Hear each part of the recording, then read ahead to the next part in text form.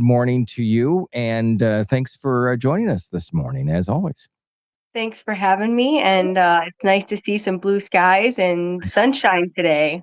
Yeah, this is it. I think it's one of those. Well, the weekend wasn't too bad, but like springtime looking days outside, and that's a good feeling as long as the winds stay kind of down, and I think they will for the most part. You have joined us, and it's a little bit earlier than what we would normally talk with you. It would be a week from now, but there is an adjustment in the city council meeting that we have one tonight. Tell us the reason of that. Obviously, the holiday is the major reason, but there is some fluctuations that do actually happen throughout the year, right? Yes, there are for the holidays, for Christmas and December, sometimes, and we also have some fluctuations in the time today as well. With Okay. the election tomorrow and having to turn over the city hall council chamber room is in a election voting precinct site. So the finance committee meeting, which is usually at 4:30 today, will be at 4 p.m. And the city council meeting, which is usually at 6 p.m., will be moved to 5 p.m. Okay. So lots of just everything is happening a little bit earlier than usual today Well, and with the council meetings themselves. I'll go in and we'll get that edited right on our Facebook post here in just a moment too, because we put 6 o'clock, but we want to make sure that people are not late for that, so we'll Oh, get yeah. that edited as well. Good Uh, catch. Thank you. I, I'm glad you addressed that. That's a good thing. Let's recap a couple things first. The bikes and toys and all of that stuff, that ordinance that's continuing. There's going to be some conversation about that tonight. Is it coming to a close in regards to the action items there for that? I believe so, but honestly, you never know. It is scheduled to be adopted tonight, but there were some changes made at the last council meeting. Some changes made to what would happen in the non-summer months, June, July, and August. So allowing some flexibility in the parks for those folks with younger kids to use bicycles and things like that on the sidewalks or the paths. There were some definition changes because, like I just stated, what is a sidewalk? What is a path? In certain Stearns Park, Rotary Park, local folks call those, is it a sidewalk? Is it a path? And then how do we define that? And in Mhm. the ordinance, we refer to those places differently. So just kind of adding definitions. I believe we added some consistency about the ages for helmets, whether it's an e-bike or a coaster toy. I believe that age is now 18. I think there was some discrepancy between 18 and 19, depending on where you were in the ordinance. So just cleaning some things up between the first reading and then now the rereading last week.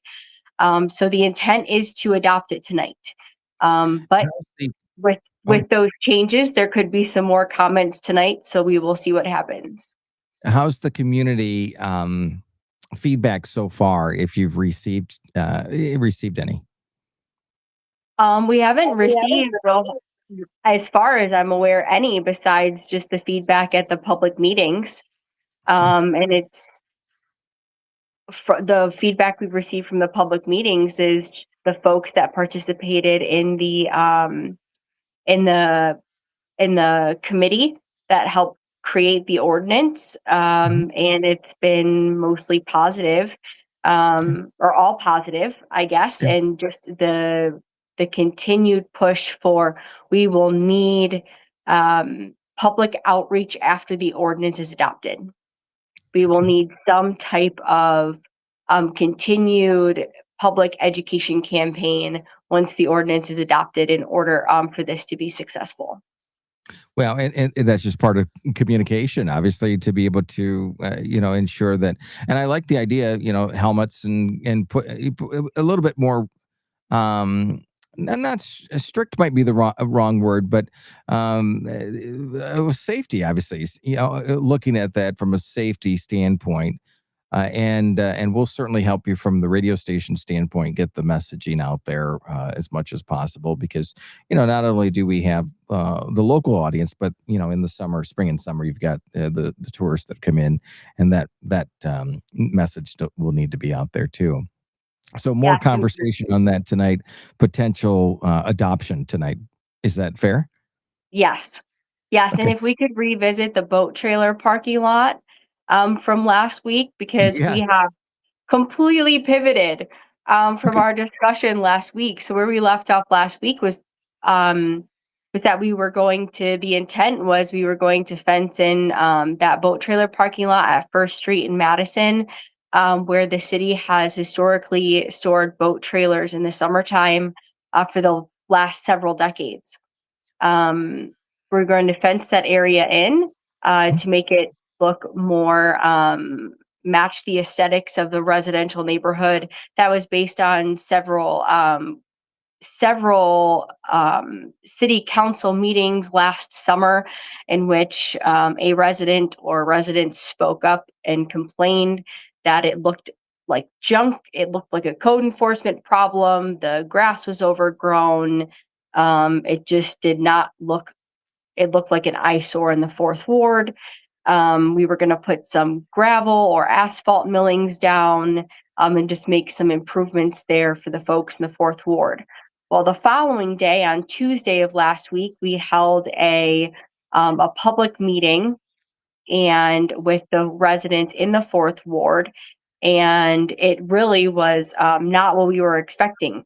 The folks who live adjacent to that lot were not interested in staring at a fence year round. Okay. They did not want to see that lot filled with gravel or asphalt millings. They really enjoy using that lot in the off season in its more natural state. They use it for play, whether it's pick up baseball or walking or running their dogs. They are just not interested in staring at a fence year round. If you would like to read more about it, you're welcome to read our staff memo that's in the packet. But we're just kind of doing a 180 on that and looking to continue to store boat trailers like we have there historically, to do some more regular mowing and weed whipping through the city's mowing contractor, and to put some more signage. We are still looking to charge for parking your boat trailer. We do still intend to switch it to transient use only. So that would be your short-term boat trailer storage parking only. For folks that are looking to store their boat trailer all season long, you'll have to switch to the private market. There is a private market here in Ludington for that. You're welcome to call the marinas to find out the private options there are for that. But that's really what we're looking to do instead, because those properties who live adjacent right there to that lot are really who we're concerned about and who we would like to accommodate. And they came out on Tuesday and really gave us their feedback. So we would like to align any improvements to what they would like to see. Okay.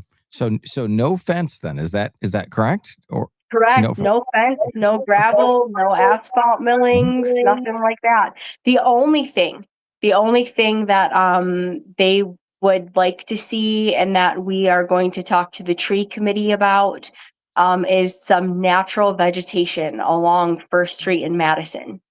Okay. That's a good idea. That's a Yep. good idea. And when you say short term for the trailers, just for those that are those that fish there or boat, that short term is no overnight. Is that correct? Oh, no. That is overnight. It is. Okay. So Yeah. they Nightly, weekly, probably even up to monthly. okay. But honestly, I can't go into it because we haven't thought through a rate structure yet.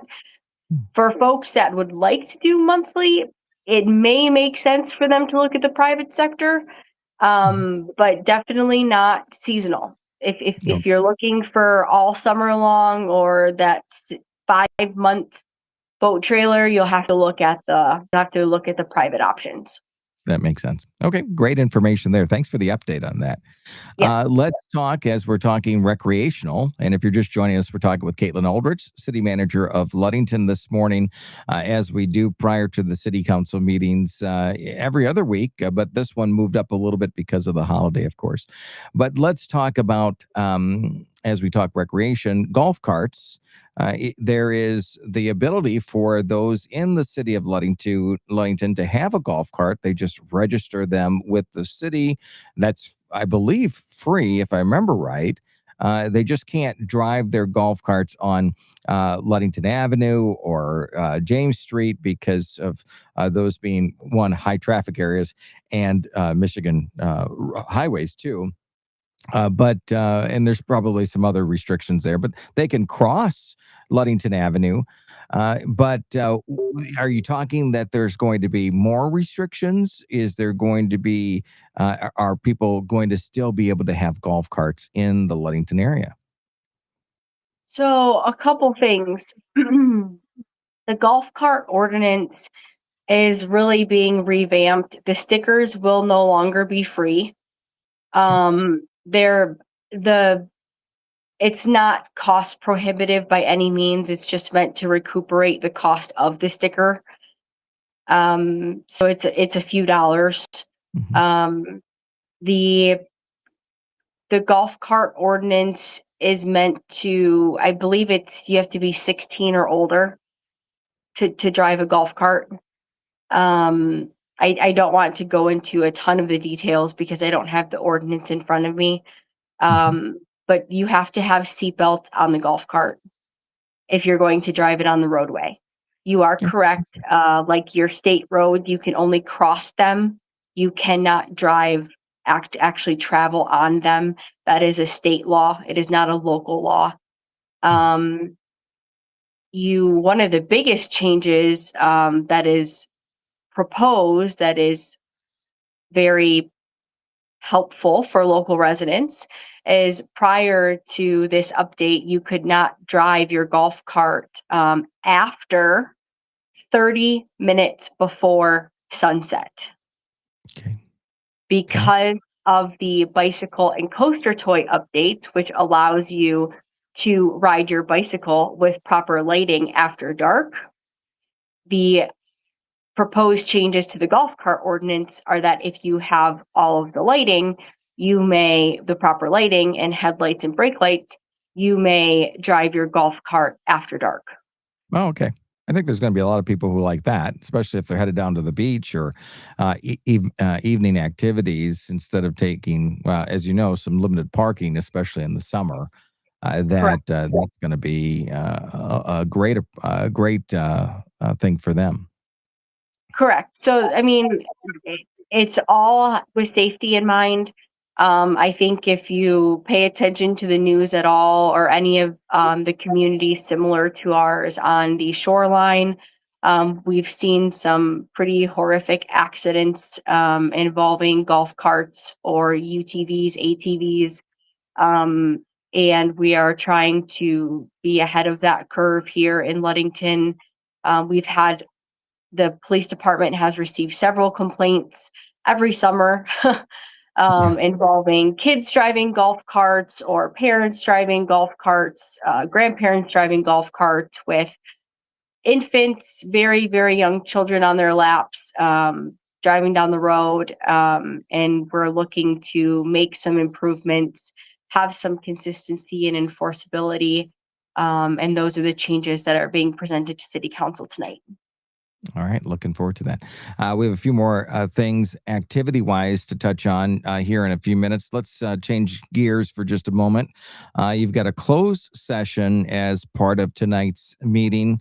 That's in regards to FOIA requests. Let's talk about that and what you can talk about.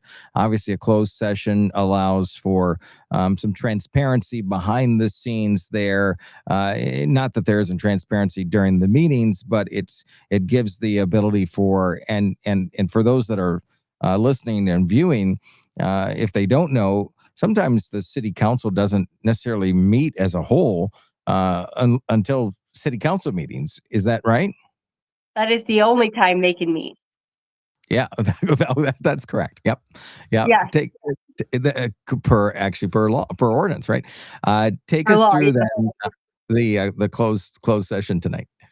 Okay, so we received a FOIA appeal from Mr. Rada. Mr. Rada requested several documents.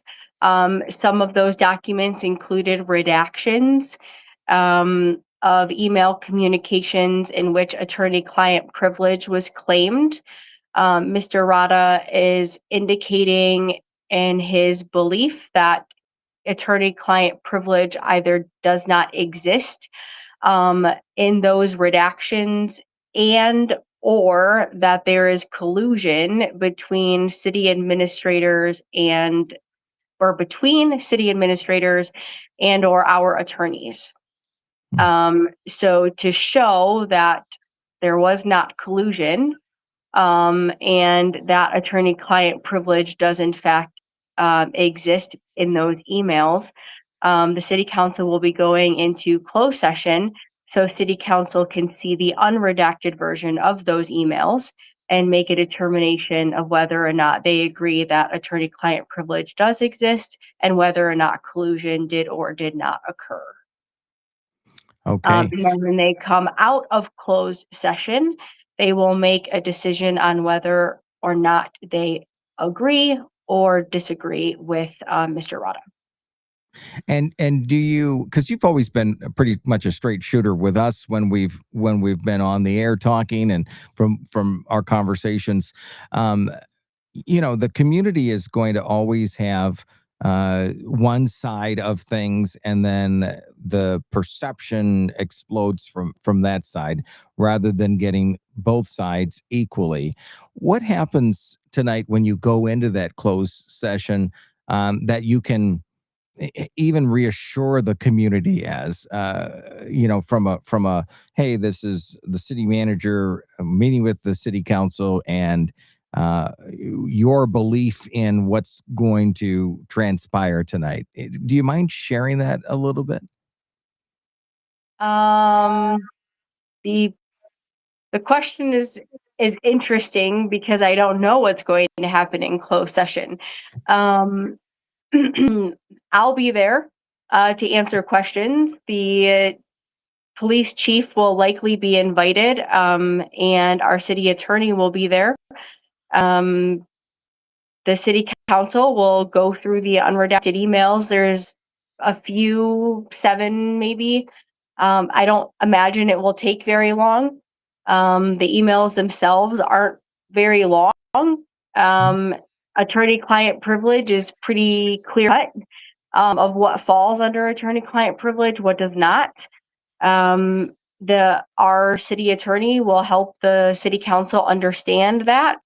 And then the city council will read those emails and then have a discussion, and any decisions will be made outside of closed session, and that the rest of the public body will hear. I don't imagine it will take very long.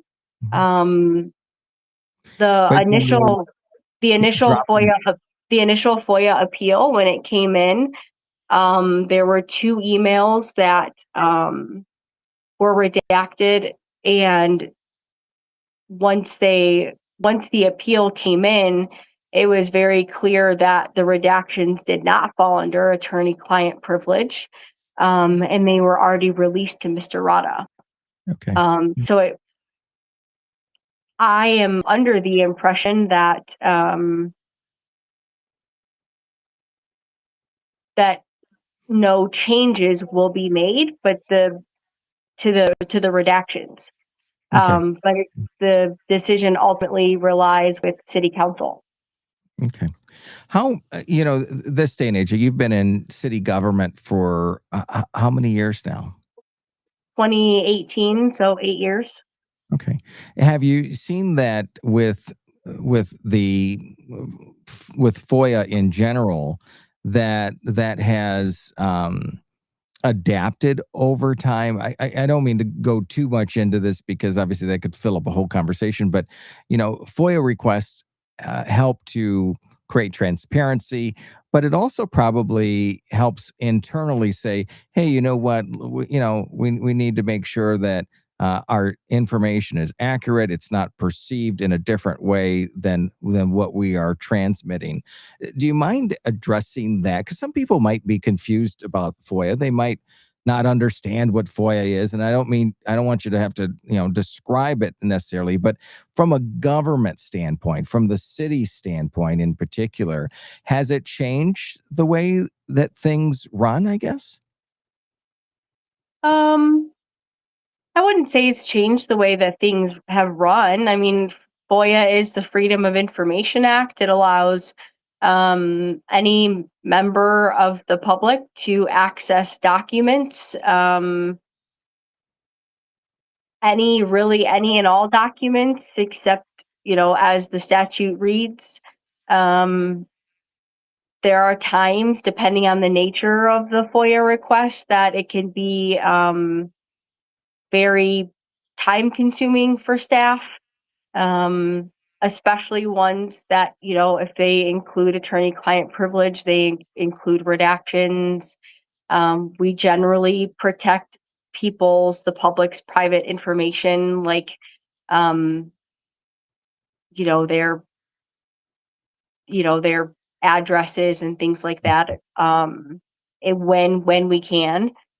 So we redact that information before we release it to the public, especially on the police department side or the fire department side, and names and things like that, depending on the incident, depending on, those types of things. So it really depends on the nature of the request, and that's what makes FOIA so unique. As each request is unique. But Yeah. otherwise, FOIA is a great tool. I mean, I've been on the opposite side. As a Ludington resident, I've had to FOIA other bodies, other public bodies, to get information that I've needed. It's a fantastic tool, and folks should not shy away from using it. No. Um, and it holds people accountable, and I think it's something that is it creates conversation. Well, and it's good to hear that perspective from you, that you embrace it, because it is a tool that is used. It sounds like regularly in city government in general, but in Ludington, it seems like we're always having a conversation about that. But unfortunately, sometimes, and that probably is the frustrating side of it, is that you have perception that goes one sided or one way, and you're not able to, although tonight might be an opportunity for you to do that once you come out of closed session, to address what happened in closed session. And you expect that will be part of a conversation at city council tonight, what happens or what happened during that closed session. Yes, Okay. All right. I If certainly you do. were, what was that? I certainly do. Okay. We were talking with Kaitlyn Aldrich, the city manager of Ludington, this morning. We've talked about bicycles and coasters and FOIA, and as well. Let's talk about another part of government and the public, and that is a tea party. Hopefully you liked that segue just a little bit, but the Mason County District Library is having a Boston Tea Party recreation, and visit with lights and sirens. Take us through that if you don't mind. That was quite the aggressive segment. Let's just forget FOIA and let's just overthrow it all. No, it's fine. Yep. The Mason County District Library is looking to have an event called the Boston Tea Party, the recreation of the Boston Tea Party. I believe they received a significant grant in the thousands of dollars to host this recreation. It will be on August 8th. And let me look at the location again. They are looking to do this at, oh goodness gracious. Do you remember where it was, Chris? I Which don't. park? I had a press release come over. I know, I had it up. We'll have to reach out to I'll have to find the location. Anyway, it's on August 8th from 10 to 12. And they're expecting around 200 people. Which it sounds pretty cool. I mean, they are always doing great activities, and you've got the lake. Is this? And do you think it's in the lake, or is it going to be in an inland lake? It's at one of our parks, and I do not see on their permit application where it's at. Okay. All right. Well, we'll get clarification on that. But as mentioned, like right now, we're talking about on the air prior to this, their Cinco de Mayo that's taking place tomorrow. And they're always coming up with these really creative activities. And this sounds like another one of them. So, and It what is, and I apologize, Chris. It is the west end of Ludington Avenue. Okay. All right. Fantastic. Right there at that area where as is a unutilized area. I will say it that way. It could be utilized a lot more, and we've seen it from time to time recently. So we're looking forward to that. We'll have a conversation, obviously, as we get closer to August on that. One thing I have noticed, and you probably have as well, is that the library has taken a really huge initiative on involving the younger side of the Ludington community. You've noticed that. What's your thoughts on that?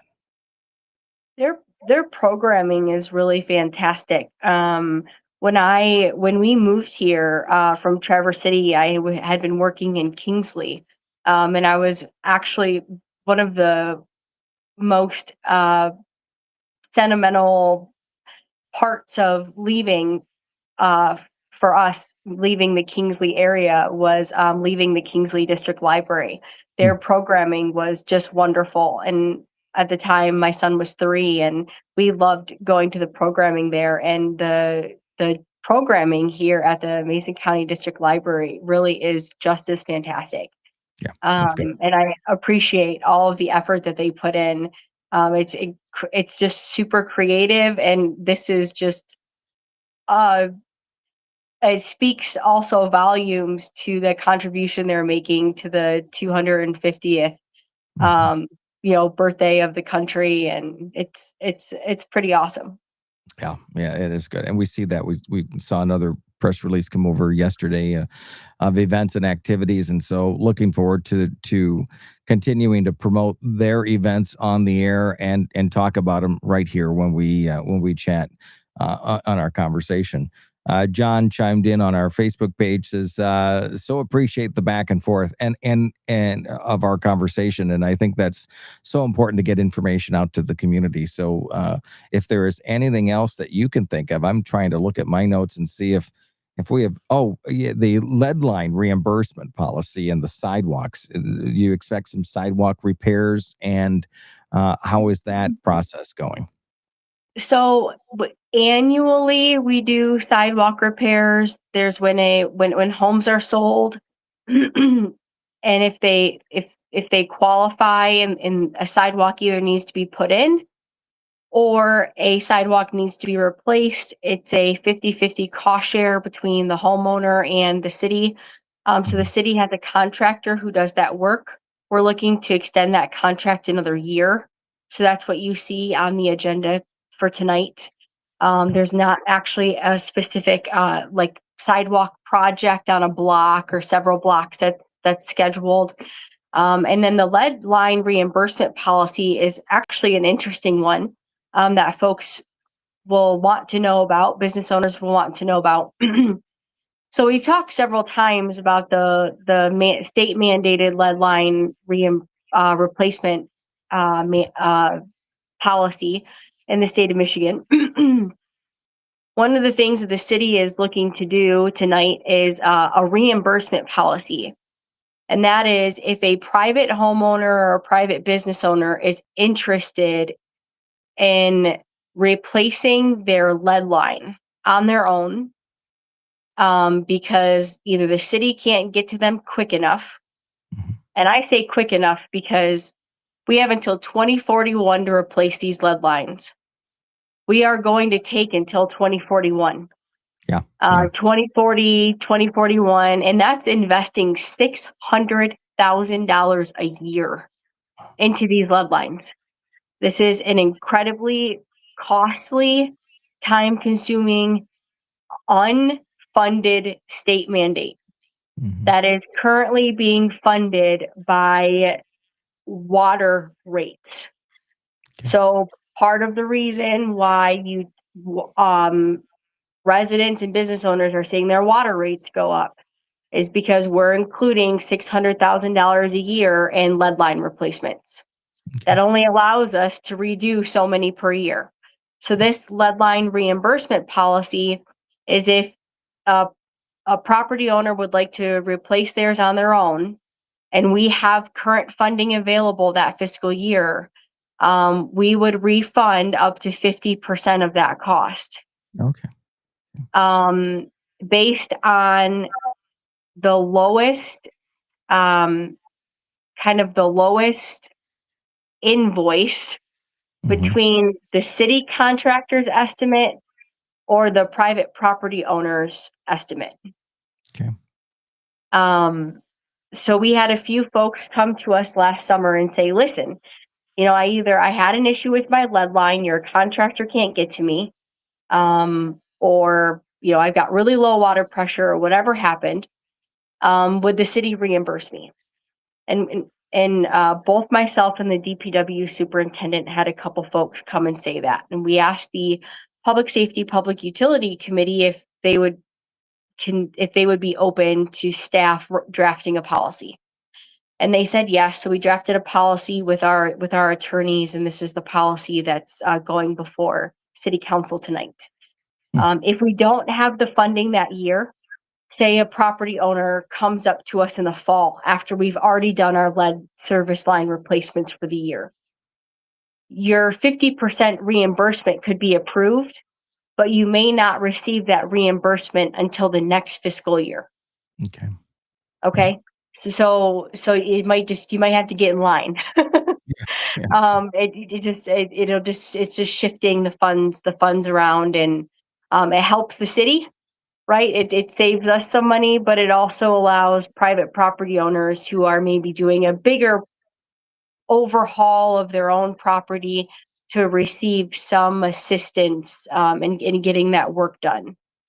So we'll see what the overall council thinks tonight, and have a more robust discussion this evening. And this is proposed. It's not in effect at this point. Is that right? Correct. Okay. And for those that are listening and viewing, I know from an educational standpoint, over the years listening to you and as well prior city managers, is that the water treatment plant is capable of handling any sort of those concerns, I guess it would be, that residents might have in regards to their water, but you know, still having lead lines, there probably is some concerns out there, right? There are concerns from private property owners, but we don't have lead is not a concern in our water system. Okay. Like we have, I believe, I really wish I would have foreshadowed this question No, okay. before we had this discussion. I don't believe they've been mailed out yet, but Okay. we just our community report over our water system, I believe, was just approved by the state, and it will be mailed out to every water customer. Okay. And we don't have a lead concern here, even with the lead lines. Okay. That's good. That's So while we understand they need to be replaced, we don't have lead in our water system. Okay. So And that's part of the treatment plant to what has been done at the treatment plant to make sure that those are, that's not a concern for the residents. Still doesn't replace the idea, you don't want still these lead lines to be there forever either. correct. Okay. Correct. So when we are random sampling all of those things, there's not this concern from the state, from our water treatment plant superintendent, that there is lead in our water supply. Okay. All right. Good information there. Mhm. Anything that we have left out that you want to touch on this morning that that either affects City Council tonight, the meeting, or anything? As there's going to be kind of a couple of week gap, right? A few week gap here between now and the next time we talk. There will be a 2-week gap. There's an election tomorrow. There is a next week, the Covenant Christian School will be doing their Serve Up Love week. So they'll be the 11th through the 14th, Monday through Thursday, weather dependent. There will be dozens of young kids working downtown, working in the alleys, working in all the public areas downtown. So please look out for the kiddos. They'll be wearing bright colored shirts. They'll be pulling weeds, they'll be mulching, they'll be washing windows, they'll be picking up garbage, they'll be working very hard. So please, as you travel downtown, watch out for them as they volunteer some very hard labor and work on cleaning up downtown, and just spreading some kindness and spreading some love next week. Let me think, what else do we have? I think that's what I have this morning, Chris. All right. Sounds good. Well, we appreciate you and everything that you're doing, and we'll follow up on tonight's City Council meeting on some of the action items and results of it, and maybe it'll be part of our conversation here in the near future. But as we move into later spring and into summer here shortly, we'll talk more about some of the activities and events and ongoing items, because you're going to start seeing, especially coming up this next weekend, this weekend and next, that people are going to start traveling. Graduations are happening, summer's opening up, people are going to be getting out of school soon, and Ludington is certainly one of those spots that people like to go to and spend time. And now with the state park back open and renovated and all that good stuff, there's lots of opportunity for people to book their campsites there too. So looking forward to it. All right, Kaitlyn, thanks so much for taking the time this morning, and we will talk with you soon. Okay. Thank you. Take care, everyone. It is 102.7